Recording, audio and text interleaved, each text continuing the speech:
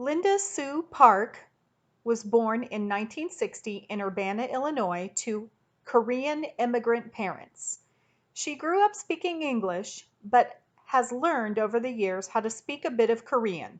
She says she can read the alphabet and write her name in Korean, but would like to learn her family's native language better. She's visited Korea twice in her life, once when she was 12 and again in 2002. She found both trips very fascinating and hopes to visit more. Park received her undergraduate degree from Stanford University and went on to complete graduate work in Europe, where she met her husband in Ireland. Park and her husband have two children together, a son and a daughter, and she is the proud grandmother of her two grandchildren. There's a wonderful picture of them on her website. You can tell that she really enjoys being a grandmother. Park has written both picture books and novels for young readers. Her book, Mung Mung, is actually written for babies and depicts different animal sounds that is a fun read aloud with the youngest of readers.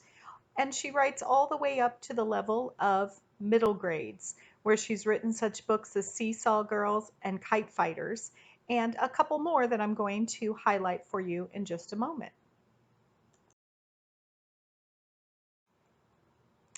I was surprised to learn that Linda Sue Park has written a couple of the 39 Clues series of books, which is a popular middle grade book series.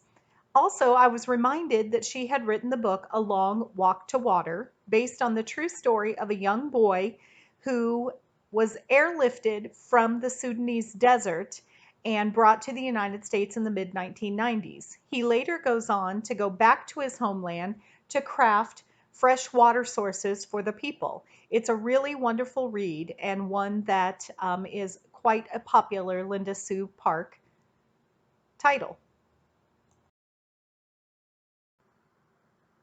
Park is a Newbery Medal winner for her book, A Single Shard. A Single Shard is about an orphan boy in a 12th century Korean village. His life is changed when he encounters a master potter and observes him making beautiful pottery. He sneaks into the potter's shop and, after accidentally breaking a pot, has to work off his debt to the master potter. Linda Sue Park has a wonderful recollection on her website of winning this award. If you get an opportunity, log on to her website and read her accounting of winning the award. It's really endearing. Bee Bim Bop, my favorite of Parks's books to read aloud with young children. As a young child educator, this is a fun book that I've read aloud with young friends. They enjoy the lyrical and rhyming repetitive prose. It's also a fun recipe book at the end if you wanted to try a fun group project and make your own Bee Bim Bop.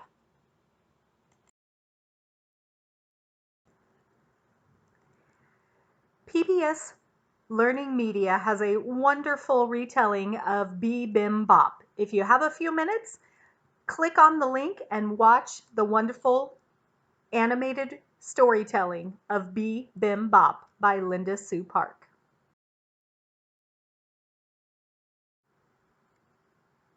Park's most recent book, Prairie Lotus, portrays a young half-Asian girl growing up in a small American heartland town in 1880.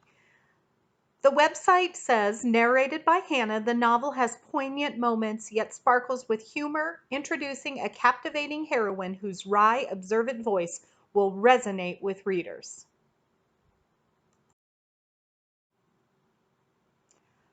Parks is an advocate for multicultural literature. She says that these days she spends most of her time working on equity and inclusion work for the organization We Need Diverse Books. We Need Diverse Books is a nonprofit organization of children's book lovers and advocates that are trying to change the publishing industry of young children's books. They're trying to promote and produce literature that reflects and honors the lives of all young people. We Need Diverse Books is really a wonderful tool for educators and librarians I would encourage you to check it out. I would also encourage you to read many of Parks's wonderful titles and share them with young people.